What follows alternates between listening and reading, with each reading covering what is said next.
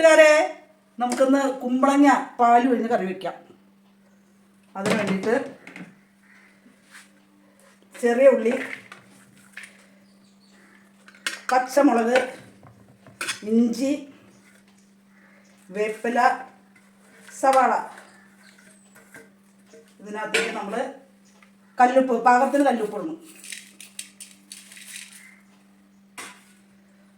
ഇതിലേക്ക് 2 ടീസ്പൂണ് മല്ലിപ്പൊടി, 1/2 ടീസ്പൂണ് മഞ്ഞൾപ്പൊടി, പിന്നെ 1 ടീസ്പൂണ് മുളക് പൊടി.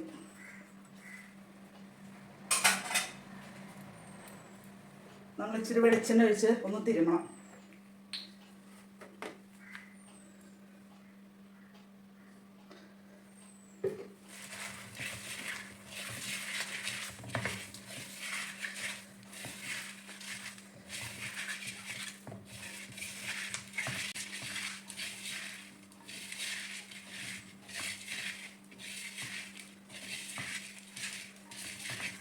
ഇതിലേക്ക് കുമ്പളങ്ങ ഇട്ട് കൊടുക്കണം.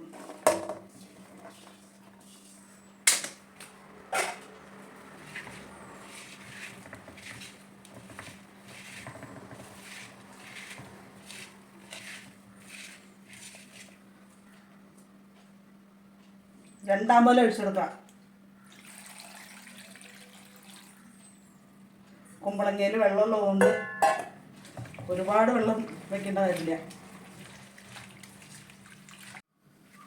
നമ്മൾ അടപ്പത്ത് വെച്ച് മൂടി വെച്ചൊന്ന് വേവട്ടെ.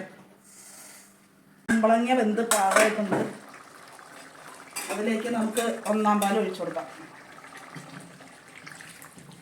പാകാകുമ്പോഴേക്കും നമ്മൾ ഈ ചീഞ്ചട്ടി അടപ്പത്ത് വെച്ച് അതിനകത്തേക്ക് കടുക് കൊടുക്കാം. വേപ്പില ഇട്ട് കൊടുക്കാം. നമ്മളിത് ഇളക്കി കൊടുക്കണം. 1-ാം പാൽ ഒഴിച്ചിട്ട് പിരിയാതിരിക്കാൻ.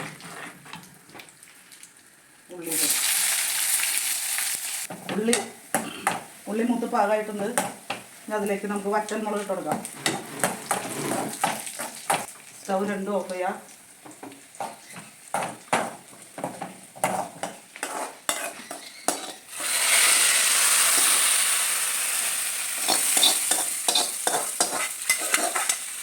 കറി റെഡി ആയിട്ടുണ്ട്.